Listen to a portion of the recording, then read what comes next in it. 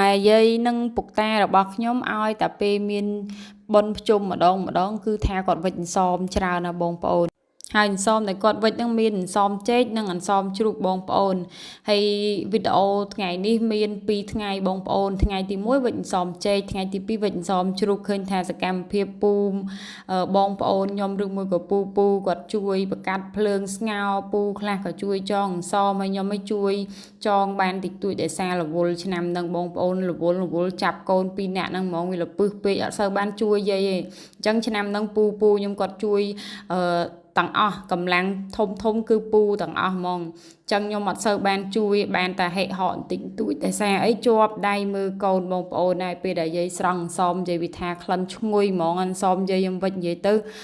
អត់ធ្លាក់ស្នាដៃទេបងប្អូនគឺឆ្ងាញ់ដូចនឹងជម្រាបសួរពុកម៉ែបងប្អូនទាំងអស់គ្នានិងសួស្តីបងប្អូននិងក្មួយវីដេអូខាងដើមមុនហ្នឹងបងប្អូនគឺខ្ញុំបង្ហាញពីសកម្មភាពខ្លះនៃវីដេអូធ្វើអន្សមរបស់យាយខ្ញុំដូចខ្ញុំប្រាប់ពីខាងដើមអញ្ចឹងគឺមាន2ថ្ងៃបងប្អូនថ្ងៃទី1ហ្នឹងវិចអន្សមចេកអញ្ចឹងទៅដល់ថ្ងៃទី2វិចអន្សមជ្រូកប៉ុន្តែស្លឹកចេកអីយើងកាត់ទុកថ្ងៃទី1សម្រាប់វិចអន្សមជ្រូកសរុបទៅហើយអញ្ចឹងណាហើយថ្ងៃទី1ហ្នឹងគឺយាយខ្ញុំគាត់បានធ្វើស្នូលអន្សមជ្រូកទុកឲ្យហើយអញ្ចឹងទៅហាន់សាច់ហ្នឹងហើយបងប្អូនហាន់សាច់ជ្រូក3ជាន់ដើម្បីប្រឡាក់គ្រឿងទុកសម្រាប់ធ្វើអន្សមជ្រូកនៅថ្ងៃស្អែកហើយមានបុកខ្ទឹមបុកអីដាក់អំបិលដាក់ប៊ីចេងម្រេចអីចឹងទៅដើម្បីប្រឡាក់ជាមួយនឹងស្នូលអន្សមសាច់ជ្រូកអញ្ចឹងណាបងប្អូនបើនិយាយពីរឿងអន្សមយាយខ្ញុំវិចបងប្អូនគាត់អត់វិចធំទេគាត់វិចតូចល្មមព្រោះអីគាត់ចែកកូនចៅឲ្យបានគ្រប់គ្នាហើយឲ្យបានច្រើនអញ្ចឹងណាបងប្អូនអញ្ចឹងគាត់វិចនិយាយទៅឆ្នាំហ្នឹងវិចច្រើនដែរបងប្អូនតូចមែនប៉ុន្តែវិចច្រើនខ្ញុំឃើញគាត់វិចដូចជាមួយឆ្នាំងធំហ្នឹងបងប្អូនវាចូលពី3ផ្លូនអន្សមដែរហ្នឹងបងប្អូនណានិយាយពីថាពេលទៅវិចអន្សមហ្នឹងវិចអន្សមចេកថ្ងៃទី1ហ្នឹងយាយគាត់ស្ងោរខ្ចៅមកឆ្នាំងធំហើយខ្ចៅហ្នឹងគឺគាត់រាវពីអ្នកពុកតាមកពីខាងផ្ទះគាត់នៅឯផ្សារណោះបងប្អូនគាត់រាវមកដើម្បីយកមកស្ងោរចែកកូនចៅហូបពេលវិចអន្សមជុំគ្នាកុំឲ្យទំនេរមាត់កុំឲ្យអប់សុកអីអញ្ចឹងណាបង្កើតបរិយាកាសល្អជាមួយចៅគាត់ថាពេលដែលគាត់ឃើញកូនចៅគាត់បានហូបរបស់គាត់យកមកឲ្យហូបហើយឃើញតដើមគ្នាហូបចឹងគាត់មានអារម្មណ៍ថាមានក្តីសុខគាត់សប្បាយចិត្តគាត់និយាយតាំងរីករាយហ្មងខ្ញុំគ្រាន់តែឮចឹងហើយក៏ខ្ញុំមានអារម្មណ៍ថាមានក្តីសុខនឹង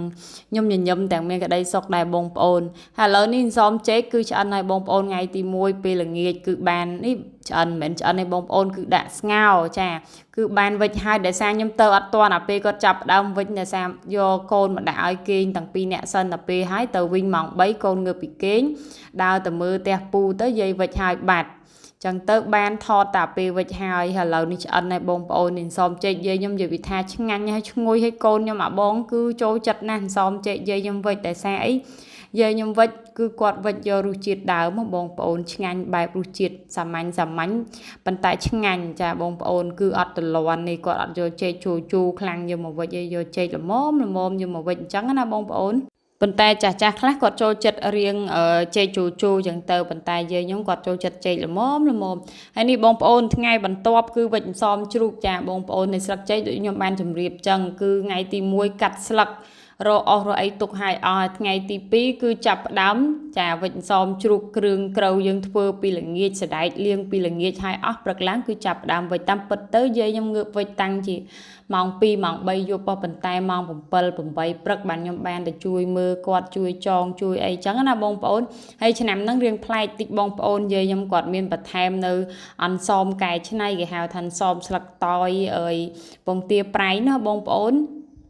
ហើយខ្ញុំលើកទី1ដែលវិចអន្សមជ្រូកបងប្អូនធ្លាប់រកដងវិចតែអន្សមចេកវាស្រួលមានចេកស្នូលកដាលរៀងរឹងយើងស្រួលបត់ស្រួលអុកអីអញ្ចឹងដល់ទៅពេលវិចអន្សមជ្រូកពិបាកណាបងប្អូនហើយវេទនាហ្មងនិយាយពីថាខ្ញុំចង់ចេះវិចខ្ញុំចេះតែរៀនវិចទៅ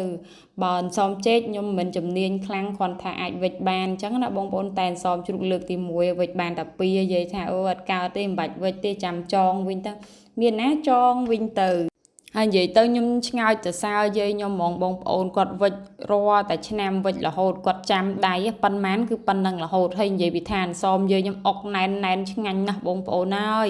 ហើយឥឡូវនេះចូលដល់វគ្គមច្ឆាអង្គតំណើបជាមួយស្លឹកតើយដើម្បីយកទៅវិចនំអន្សមជ្រូកស្លឹកតើយជាមួយពងទាប្រៃហើយពងទាប្រៃតាខ្ញុំទិញមក34គ្រាប់បងប្អូនអញ្ចឹងទៅវិចបាន17នំក្នុងមួយនំដាក់បានតែ2បងប្អូននិយាយទៅគាត់ចង់ដាក់ច្រើនដែរតែខ្លាចចែកកូនចៅអត់គ្រាន់ណាគាត់ទិញពងទាប្រៃបានតែ30គ្រាប់អញ្ចឹងបាន7-10នំក្នុងមួយគ្រួសារប្រហែលជាគាត់ឲ្យ2អញ្ចឹងណាមកគូអញ្ចឹងទៅមកផ្ទះមកគូពួកអីមានដល់10ផ្ទះឯងបងប្អូនវាខ្ទង់ប្រហែលចិត្ត10ផ្ទះអញ្ចឹងមកផ្ទះចែកមកគូអញ្ចឹងទៅហើយតាខ្ញុំនិយាយពីថាជំនាញណាស់បងប្អូនវិចអន្សមក៏ចេះធ្វើនំអីក៏ចេះការងារស្រីប្រុសចាក់ស្មុកធ្វើកាទៀលចាក់កតំអីធ្វើឲ្យកូនចៅហូបគឺតាខ្ញុំចេះទាំងអស់និយាយថាគាត់ប្រុសឲ្យបងប្អូនប៉ុន្តែគាត់ចេះសពបែបយ៉ាងហ្មងពុកតាខ្ញុំហើយបើនិយាយរឿងអសរពុកតាសរសេរក៏ស្អាតដែរព្រោះពុកតាក៏គាត់ជាមន្ត្រីរាជការម្នាក់ដែរអញ្ចឹងណាបងប្អូនប៉ុន្តែឥឡូវគាត់ចូលនិវត្តន៍ហើយប៉ុន្តែការងារហ្នឹងនៅតម្រូវឲ្យគាត់ទៅធ្វើម្ដងម្កាលអញ្ចឹងណាបងប្អូនដែលសារគឺគេស្រឡាញ់ស្នាដៃគាត់ស្រឡាញ់ការងារគាត់មកចាត់ច្បាស់លាស់អញ្ចឹងខាងការងារគឺគេឲ្យគាត់ទៅ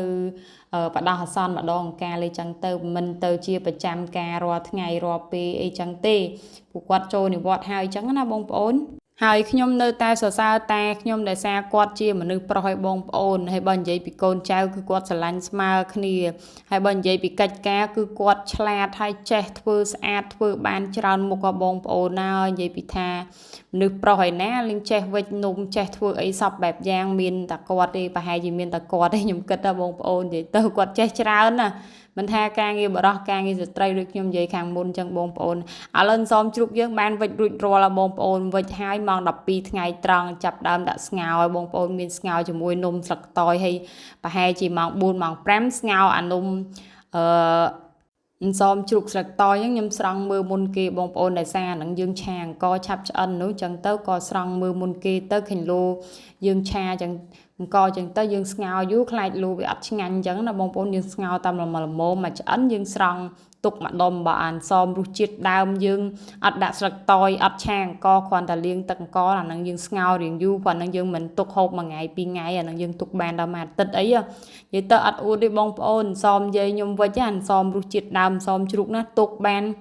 យ៉ាងហោចណាស់10ថ្ងៃអីឆ្អើជាប់រាល់ថ្ងៃគឺថាឆ្ងាញ់ល្មួតឆ្ងាញ់ហ្មងបងប្អូនក្រៀមឈ្ងុយគឺថាឆ្ងាញ់ហើយនេះសមស្លឹកតើយដែលខ្ញុំនិយាយមុននឹងបងប្អូនពងទាប្រៃតែ2គ្រាប់និយាយពីថាឆ្ងាញ់ហ្មង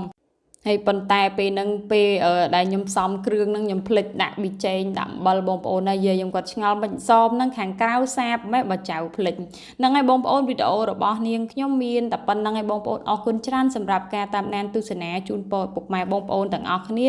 រកទទួលទានមានបានសុខភាពល្អនិងសំណាងល្អទាំងអស់គ្នាជម្រាបលាបាយបាយ